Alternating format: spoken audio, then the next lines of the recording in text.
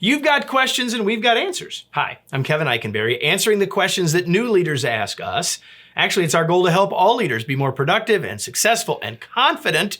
And these videos are one of the ways we do that. And since you're watching this video on YouTube, make sure you subscribe so you don't miss any future episodes. Today, I'm answering the question, what if I'm double booked for meetings? What do I do if I'm double booked for meetings? It's a good question.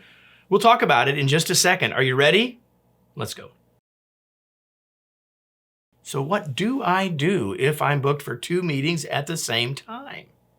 Now, when you were an individual contributor, this may have never happened to you, but now that you're a leader, it probably has. And if it hasn't, it might. And it might be a little unnerving, especially the first time it happens, which is why people ask me the question. Now, the first thing I should say is there's a cultural challenge here, right? That this is happening at all, but that's for another day. I'll put that aside because that might be what you're thinking, like, why does it even happen? But let's just say it's happened, right? Well, here's the first thing. You can't do both. You can't be in both meetings at the same time. Certainly if they're in person, you can't be in 2 places. But even if it's virtual, you can't really be in both at the same time. So given that, the question is, what do you do? Well, a couple of things for you to think about, kind of a rubric to work you through this, help you think about it a little bit. First thing is decide where you can add the most value. Like if you've been invited to 2 meetings, think about what's the contribution that you can make, will be expected to make, and maybe if one of the meetings you're mostly going to be listening, then maybe that's the one you don't pick, right? So decide where you can add the most value from your perspective, and then pick that one. And consider the political ramifications, right? The real world may say that I don't think I should miss this one because of who's going to be there. And I don't mean political ramifications in a negative way necessarily, but don't check your brain at the door. Think about which one maybe it makes sense that you need to be at because of who else is attending, right? And then I would say, like, okay, maybe I really kind of need to be in both of these in some way or another. So then talk to the person who created the meeting and find out when you are needed. Like if you're scheduled for 2 one-hour meetings, if you look at the agenda, or if the person who's put the meeting together and invited you might be able to tell you, hey, I really need you at 3:15. I don't really need you for the whole meeting. Great. So then maybe you can't be at both at the same time, but you could attend both and add the value that you need to add. So find out a little bit more about the agenda, figure out where you might be needed, and think about it that way. The next thing, as a leader, maybe for one of these meetings, as a development opportunity for one of your team members, maybe you can send someone in your place.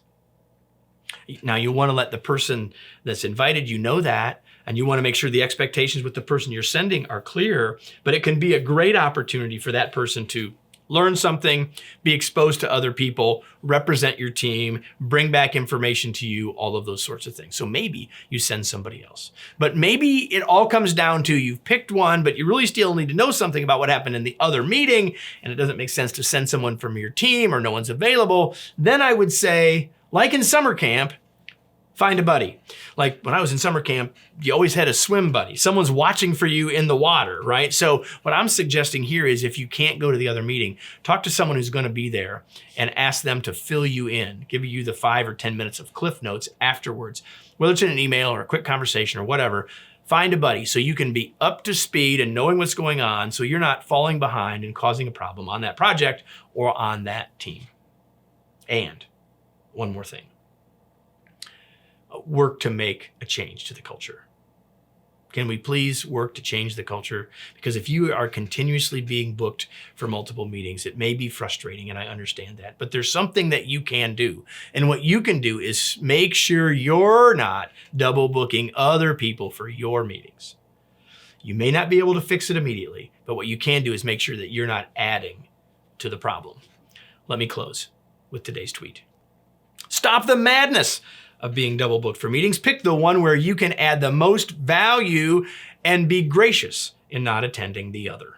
If you found this valuable, I hope you will like this video and subscribe, as I've already encouraged you to do, so you don't miss any future ones. And if you have a question you'd like me to address, you can put it in the comments, or you can send an email to info@kevineikenberry.com if you don't want that publicly asked. And if you do that, we'll respond. We'll let you know if we've already answered it and point you to that video, or we'll likely record it in the future. Hope you'll do that. And speaking of in the future, that means you can come back for a future episode, right? And if you want to find other great resources, not just videos, but many other things for you as a leader, go to our blog, kevineikenberry.com/blog, to get plenty of other great resources from us to help you on your path to being a more effective leader.